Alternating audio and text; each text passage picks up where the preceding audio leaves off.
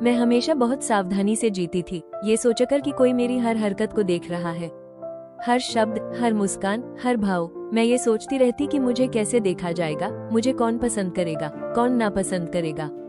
लेकिन सच ये था कि मंच हमेशा खाली रहता था, दर्शक कभी नहीं आते थे, सीटें खाली थी, थिएटर अंधेरा था, और फिर भी मैं लगातार अभिनय करती रही। और अब जब मैं पीछे मुड़कर देखती हूँ, मुझे समझ आता है कि यह अभिनय केवल दूसरों को खुश करने के लिए नहीं था, यह मुझे सुरक्षित रखने का तरीका था। मैं हमेशा से ही जीवन को एक मंच की तरह देखती रही हूँ, न किसी मंच पर, न तेज रोशनी में, बल्कि हर दिन, हर कमरे में, हर बातचीत में जब मेरी ओर ध्यान जा सकता था। मैंने याद कर लिया कि कौन सी मुस्कान लोगों को सबसे पसंद आती है, कौन से शब्द उन्हें सहमति में सिर हिलाने पर मजबूर करते हैं, कौन सी चुप्पियां मुझे बहुत ज्यादा दिखने से रोकती हैं। मैंने अपने विचारों और भावनाओं को इतनी बार दबाया कि मेरी आवाज कभी कभी अंदर से भी कमजोर हो गई। मैंने खुद को इस तरह आकार दिया कि लोग मुझे पसंद करें, क्योंकि मैं हमेशा लोगों को खुश करने की कोशिश करती थी। मैं किसी भी हद तक जा सकती थी, अपने विचार दबा सकती थी, अपनी इच्छाओं को अनदेखा कर सकती थी, अपने सपनों को पीछे रख सकती थी, बस इसलिए कि लोग मुझे पसंद करें, बस इसलिए कि मैं उनकी अपेक्षाओं के अनुसार ढल जाऊं। मैंने खुद से कहा कि यह केवल अस्थायी है, कि यह सिर्फ एक मुखौटा है जिसे मैं तब हटा दूंगी जब मुझे सुरक्षित महसूस होगा। लेकिन साल बीत गए और कहीं बीच में मैं भूल गई कि मेरा असली चेहरा कैसा दिखता है।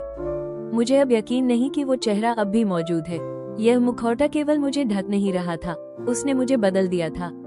सच कहूं तो इसे हटाने का विचार ही मुझे डराता है। अगर लोग मुझे इसके बिना पहचान न पाए तो क्या होगा? अगर मैं खुद को इसके बिना न पहचान पाऊं तो क्या होगा? अगर असली मैं उनके लिए अस्वीकार्य हो तो? अगर लोग मुझे वैसे ही न प्यार करें जैसे मैं हूं तो क्या होगा? इन सवालों ने मुझे वर्षों तक अंदर ही अंदर बांधे रखा। मैंने इस मुखौटे को इतनी सावधानी से बनाया है कि उसकी आदतें, उसकी हंसी, उसकी चुप्पियां सब मेरे वास्तविक स्वरूप को निगल गई। मैं उसे हर दिन साथ ले चलती हूँ क्योंकि वो मुझे सुरक्षित रखती है। वह अनुमान योग्य है, स्वीकार्य है, शर्मीली है, लेकिन दुनिया की अपेक्षाओं के अनुसार अनुकूल है। और भले ही वो मैं नहीं हूँ, फिर भी यही एक मैं है जिसे दुनिया चाहती प्रतीत होती है। लेकिन अब मैं ये स्वीकार करती हूँ कि सच ये है, कोई दर्शक नहीं है, सीटें खाली है, थिएटर अंधेरा है, कोई तालियां नहीं बजा रहा, कोई स्कोर नहीं रख रहा। यह एहसास मुझे झकझोर कर रख देता है। जब मैं अकेली होती हूँ, मुझे अपनी असली झलक दिखाई देती है। मैं जोर से हंसती हूँ, कभी कभी बुरी तरह गाती हूँ, बिना ताल के नाचती हूँ। मैं हल्की महसूस करती हूँ, मेरी आवाज बदल जाती है।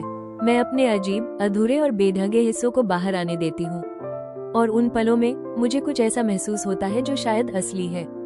मैं उन छोटी छोटी खुशियों में खुद को पहचानती हूँ। किसी अजनबी को मुस्कान देना, किसी भिखारी के लिए कुछ सिक्के देना, किसी विक्रेता से मदद के लिए खरीदारी करना, किसी को लाइन में आगे जाने देना। ये छोटे छोटे काम बिना किसी प्रशंसा या मान्यता के मेरे भीतर की अच्छाई को महसूस कराते हैं। अकेलापन अपनी छाया भी लाता है। यह मेरी कमियां उजागर करता है, ईर्ष्या, तुच्छता, स्वार्थी विचार जिन्हें मैं कभी जाहिर नहीं करती। यह मुझे मेरी कमजोरियों और असफलताओं का सामना करने के लिए मजबूर करता है। लेकिन यही अकेलापन मुझे मेरे सच्चे स्वरूप से भी जोड़ता है।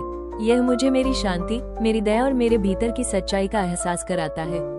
और फिर यह एहसास आता है कि लोग आते हैं और चले जाते हैं, तालियां फीकी पड़ जाती हैं, रोशनी बुझ जाती है। दिन के अंत में जब सभी चले जाते हैं तो केवल एक व्यक्ति बचता है, मैं।